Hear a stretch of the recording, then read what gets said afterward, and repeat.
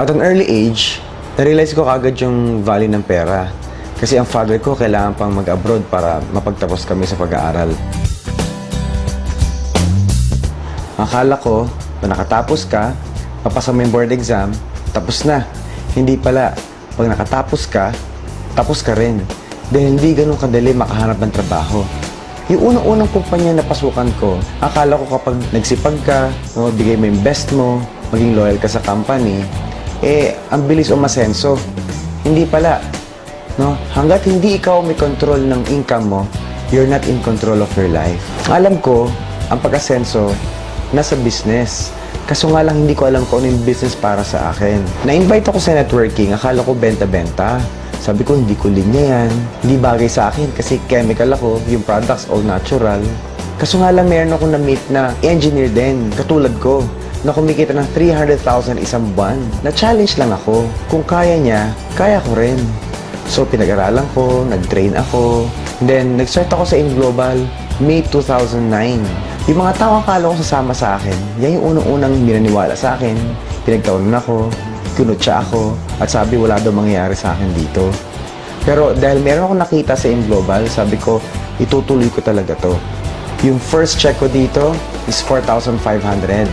Naging 12,000, hanggang sa naging 60,000. Kapag sinunod mo yung sistema ng InGlobal, lalaki at lalaki ang grupo mo. Huwag ka lang talaga hihinto. I'm averaging around 100,000 pesos per week. And dahil sa InGlobal, nakapunta rin ako sa ibang bansa. Ilang beses na akong pabalik-balik sa Hong Kong. Nag-Asian cruise na rin ako. Pumunta kami sa Singapore, Malaysia, Thailand. Because of InGlobal, 2 beses po ako nakapunta ng Amerika. Ang una naming stop, Springville, Utah. Punta kami ng Olympic Village, nag-skiing kami, nag-snowboarding kami. Punta rin kami ng Moab, yung mga rock formation nakita namin. Come to where the flavor is. Come to Marlboro County. Then pumunta kami ng Las Vegas. Nag-helicopter ride kami. Punta rin kami ng California, sa Universal Studios, isang Anaheim Disneyland. And doon kami nagpakabata talaga. Nag-stay kami sa US for 2 weeks. Lahat po libre. All expenses paid by the company. May pocket money pa kami. In 2 years, nakabili po akong 3 sasakyan. Yung first car ko, Montero. Yung mga kaibigan ko, nung nagsimula ako dito, ay nila maniwala. Nilubas yung Montero ko, hindi naman sila makapaniwala. Yung second car ko, Hyundai Tucson, pang coding. And wala pong isang buwan, after ko binili yung Tucson, binili ko po yung third car ko.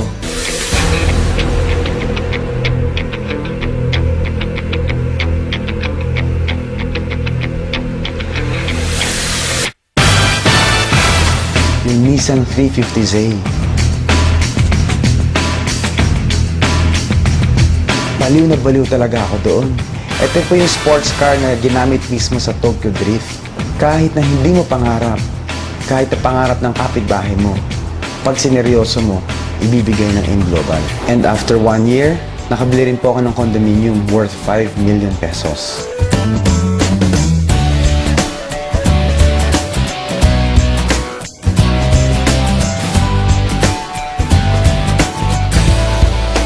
Ang fear ng iba, baka una-unahan at nahuli na sila.